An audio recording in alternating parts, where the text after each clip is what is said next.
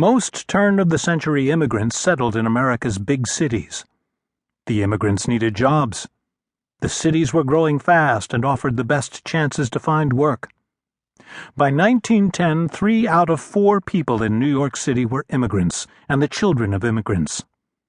The same thing was true in Boston, Cleveland, Chicago, and Detroit. Many immigrants could not speak English when they arrived.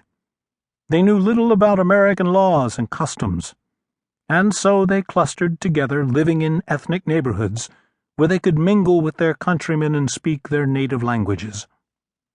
Almost every major city had its German and Irish neighborhoods, its Polish, Italian, Jewish, and Greek districts. People from the same village in Europe might wind up living as neighbors on the same street in America.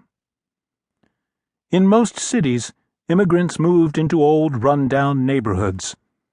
As newcomers, struggling to gain a foothold in America, they occupied the poorest and most congested districts. New York City absorbed more immigrants than any other city.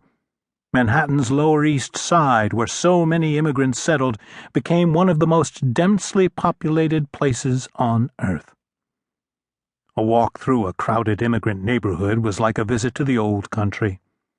The streets were noisy, open-air markets. Pushcarts lined the pavements, offering fruit, vegetables, poultry, fish, eggs, soda water, and anything else you could think of. Old coats for 50 cents, eyeglasses for 35 cents, hats for a quarter, ribbons for a penny. Peddlers hawked their wares in a dozen different dialects. Women wearing kerchiefs and shawls haggled for the best prices.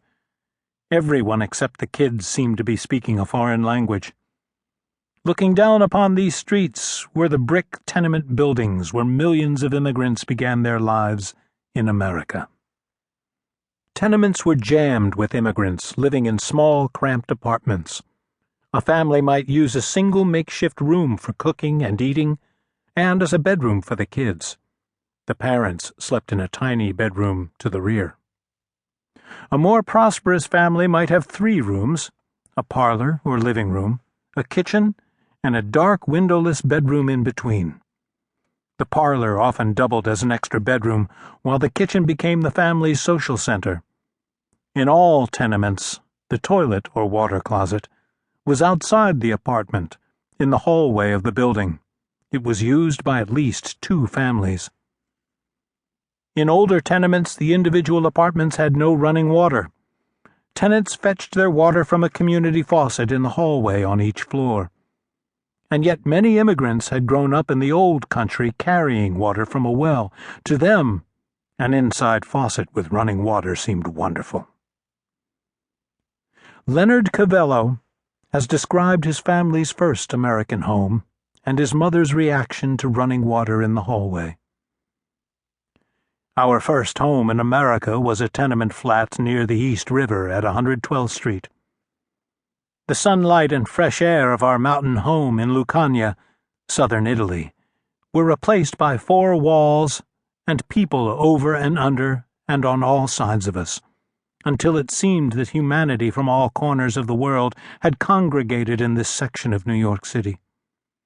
The cobbled streets, the endless, monotonous rows of tenement buildings that shut out the sky, the clanging of bells and the screeching of sirens as a fire broke out somewhere in the neighborhood, dank hallways, long flights of wooden stairs, and the toilet in the hall, and the water, which to my mother was one of the great wonders of America, water with just the twist of a handle, and only a few paces from the kitchen. It took her a long time to get used to this luxury.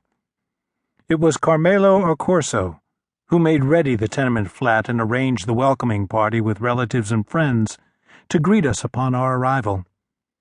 During this celebration my mother sat dazed, unable to realize that at last the torment of the trip was over, and that here was America.